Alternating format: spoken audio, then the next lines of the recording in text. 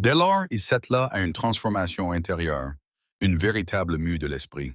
Non pas un renoncement ascétique, mais une épuration méthodique de tout ce qui obscurcissait son discernement et alourdissait son existence.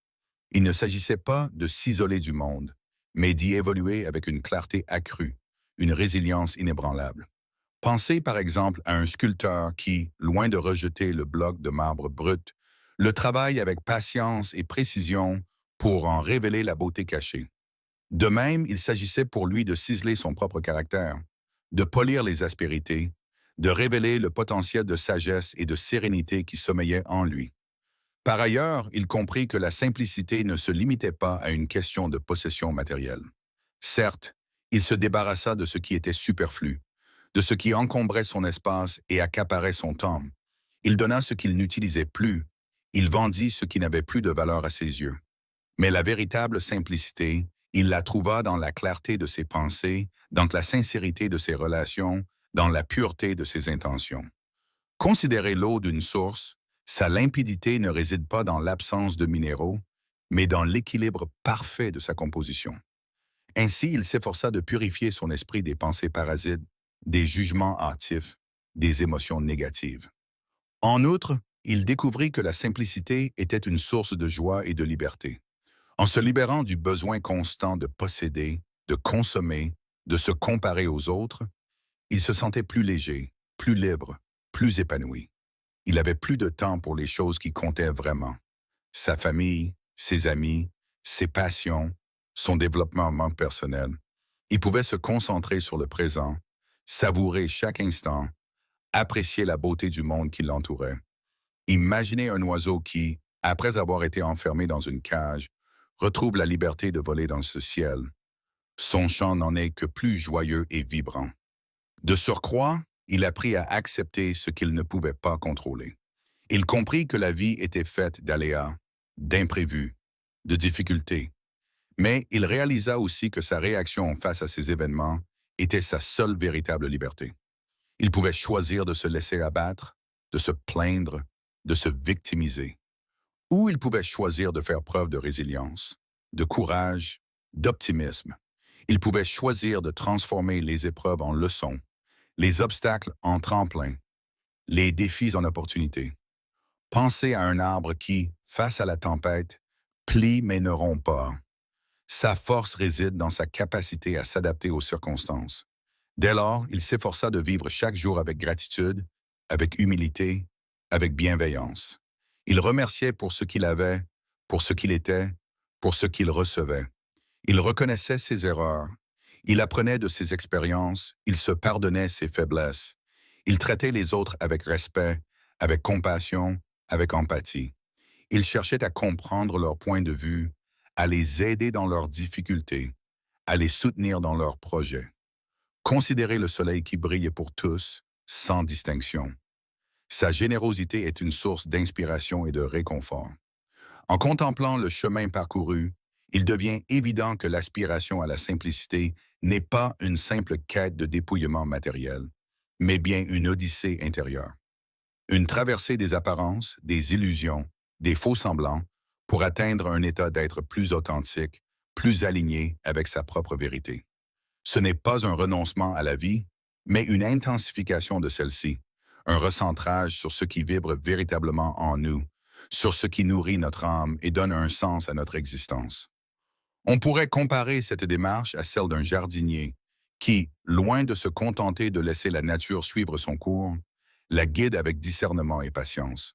Il arrache les mauvaises herbes qui étouffent les fleurs, il taille les branches mortes qui empêchent la lumière de passer, il nourrit le sol pour que les plantes puissent s'épanouir pleinement.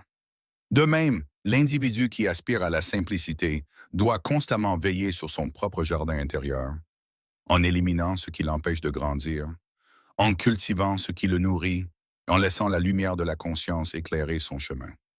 Il ne s'agit pas, bien entendu, d'atteindre une perfection inaccessible, un idéal chimérique. La vie est faite d'imperfections, d'erreurs, de contradictions, mais c'est précisément dans l'acceptation de ces imperfections, dans la capacité à apprendre de ces erreurs, dans la volonté de dépasser ces contradictions, que réside la véritable force. Comme un fleuve qui, malgré les obstacles et les méandres, finit toujours par atteindre la mer, l'individu qui aspire à la simplicité doit persévérer dans sa quête, en dépit des difficultés et des incertitudes. Il le savait, enfoui au plus profond de lui, cette vérité amère que la vie, souvent, ressemble à une pièce mal écrite. Un scénario où les rôles sont distribués aléatoirement, où les répliques sonnent faux et où les décors clinquants dissimulent mal la misère de l'intrigue. Il observait autour de lui, dans le miroir déformant de la société moderne, cette course effrénée à l'accumulation, cette soif inextinguible de reconnaissance, ce besoin compulsif de validation extérieure. Il se demandait, inlassablement, s'il existait une autre voie. Cette question le hantait, le taraudait, le poursuivait jusque dans ses rêves les plus agités. Il voyait ses collègues, engoncés dans leurs costumes trop chers, rivaliser d'arguments fallacieux pour obtenir une promotion insignifiante. Il entendait les conversations vides de sens, les commérages mesquins, les jugements hâtifs. Il ressentait palpable cette tension sourde, cette compétition larvée qui rongeait les cœurs et les esprits. Et il aspirait désespérément à la simplicité. Mais comment faire? Comment se soustraire à cette spirale infernale, à cette pression constante, à cette injonction tacite de toujours faire plus, d'avoir plus, d'être plus? Comment trouver un refuge, un havre de paix, un espace de liberté intérieure au milieu de ce chaos ambiant? Il avait essayé, bien sûr. Il avait tenté de se conformer aux règles du jeu, de jouer le rôle qu'on attendait de lui. Mais il s'était vite rendu compte que ce n'était pas sa voie, que ce n'était pas là qu'il trouverait le bonheur, la sérénité, l'épanouissement. Il se souvenait de son enfance, de ces moments simples et authentiques passés dans la nature, loin du tumulte de la ville. Il se rappelait le plaisir de courir pieds nus dans l'herbe, de sentir le vent sur son visage, d'écouter le chant des oiseaux. Il se remémorait les conversations profondes et sincères avec ses grands-parents, leurs conseils avisés, leur sagesse tranquille. Ses souvenirs étaient comme des phares dans la nuit, des pointes de repère rassurants qui lui indiquaient la direction à suivre. Pourtant, le chemin était semé d'embûches. La société, avec ses normes et ses valeurs, ne facilitait pas la tâche. On le regardait avec suspicion, avec incompréhension, parfois même avec mépris. On lui disait qu'il était naïf, qu'il était idéaliste, qu'il était déconnecté de la réalité. On lui reprochait de ne pas jouer le jeu, de ne pas se conformer aux attentes. On essayait de le culpabiliser, de le faire douter, de le ramener dans le rang. Et il doutait parfois. Il se demandait s'il avait raison de persévérer dans cette voie, s'il ne valait pas mieux céder à la pression, se résigner à la médiocrité, accepter le compromis. Mais au fond de lui, une petite voix lui soufflait de ne pas abandonner, de ne pas renoncer à ses aspirations, de ne pas trahir ses valeurs. Cette voix, c'était celle de son intuition, celle de son cœur, celle de son âme. Il savait que la simplicité n'était pas une fin en soi, mais un moyen. Un moyen de se reconnecter à l'essentiel, de se recentrer sur ce qui comptait vraiment, de vivre une vie plus authentique et plus épanouissante.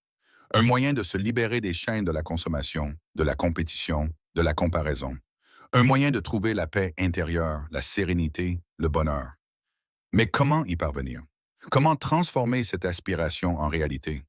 Comment mettre en pratique ces principes dans sa vie quotidienne? Il cherchait des réponses, des outils, des méthodes. Il lisait des livres. Il écoutait des conférences. Il suivait des formations. Il explorait différentes philosophies, différentes spiritualités, différentes approches. Et c'est ainsi qu'il découvrit le stoïcisme. Il fut immédiatement séduit par la sagesse pratique et accessible de cette philosophie antique. Il y trouva des principes simples et efficaces pour gérer ses émotions, pour faire face aux difficultés, pour vivre une vie plus vertueuse et plus significative. Il comprit que le stoïcisme n'était pas une fuite du monde, mais une manière de s'y engager pleinement, avec lucidité et courage, une manière de transformer les défis en opportunités, les obstacles en tremplins, les épreuves en leçons. Et il décida de se lancer, de mettre en pratique les enseignements des stoïciens dans sa vie quotidienne, de simplifier son existence, de se débarrasser du superflu, de se concentrer sur l'essentiel. de cultiver la vertu, la sagesse, la justice, le courage et la tempérance, de vivre en accord avec la nature, avec sa propre nature, avec la nature de l'univers. Il savait que le chemin serait long et difficile, mais il était prêt à relever le défi, car il savait, au fond de lui, que c'était la voie à suivre. La voie de la simplicité, la voie du stoïcisme, la voie de la liberté. Cette quête, en réalité, est une invitation à la liberté. Une liberté intérieure qui ne dépend pas des circonstances extérieures, qui ne se laisse pas influencer par les opinions des autres, qui ne se soumet pas aux pressions de la société. Une liberté qui naît de la conscience de soi, de la connaissance de ses propres valeurs, de la capacité à vivre en accord avec ses propres principes. Une liberté qui, en fin de compte, est la clé du bonheur véritable. Réfléchissons un instant à ce voyage que nous avons entrepris. Ce n'est pas une simple série de conseils ou d'astuces, mais une transformation profonde. Nous n'avons pas seulement effleuré la surface, mais avons plongé dans les profondeurs de notre être, découvrant des trésors cachés et des forces insoupçonnées. Et maintenant, alors que nous nous approchons de la conclusion, la question se pose. Comment intégrer tout cela dans notre vie quotidienne? Comment faire de cette aspiration à la simplicité non pas un simple idéal, mais une réalité tangible? La réponse, comme nous le verrons, réside dans la prise de conscience que la véritable simplicité n'est pas une destination, mais un chemin. Un chemin que chacun peut emprunter à son propre rythme et selon ses propres modalités. Un chemin qui, en fin de compte, mène à une vie plus riche, plus pleine, plus significative. Il est temps, à présent, de laisser résonner en nous le murmure de cette sagesse, non pas comme une simple mélodie agréable à écouter, mais comme une vérité profonde qui façonne notre être. Car le stoïcisme et son corollaire, l'art de la simplicité, ne sont pas de vains concepts philosophiques à contempler de loin. Ils sont une invitation pressante à l'action, une boussole intérieure qui nous guide vers une vie plus authentique, plus sereine, plus riche de sens. Imaginez un instant la puissance d'un torrent qui, après avoir dévalé les pentes escarpées de la montagne, retrouve son lit naturel et s'écoule paisiblement vers la vallée. De même, en nous débarrassant du superflu, en acceptant l'inévitable, en cultivant la vertu, nous retrouvons notre propre essence, notre propre rythme, notre propre voie. Nous cessons de lutter contre le courant, de nous éparpiller dans des directions futiles, de nous laisser submerger par les vagues de l'anxiété et de la frustration. La simplicité, en réalité, est une forme d'élégance. Non pas l'élégance artificielle des apparences, mais l'élégance naturelle de l'homme. C'est la capacité de se contenter de peu, d'apprécier ce que l'on a, de trouver la beauté dans les choses simples. C'est la liberté de ne plus être esclave de ses désirs, de ses possessions, de ses ambitions. C'est la joie de vivre dans le moment présent sans se soucier du passé ni s'angoisser pour l'avenir. Alors, que reste-t-il à faire? Simplement, oser. Oser se détacher de ce qui nous entrave, oser embrasser ce qui nous nourrit, oser vivre en accord avec nos valeurs. Oser la simplicité, non pas comme une contrainte, mais comme une libération. Car c'est là, dans cet espace de liberté intérieure, que réside la véritable force. La force de faire face aux défis de la vie avec courage et sérénité. La force de transformer les épreuves en opportunités. La force de vivre une vie pleine et entière, une vie qui vaut la peine d'être vécue. La véritable pratique commence maintenant, non pas dans de grands discours ou de vaines promesses, mais dans les petits gestes du quotidien, dans le sourire que l'on offre à un inconnu, dans l'écoute attentive que l'on accorde à un ami, dans la gratitude que l'on exprime pour les choses simples de la vie. Car c'est là, dans ces moments de simplicité et d'authenticité, que se révèle la véritable beauté de l'existence.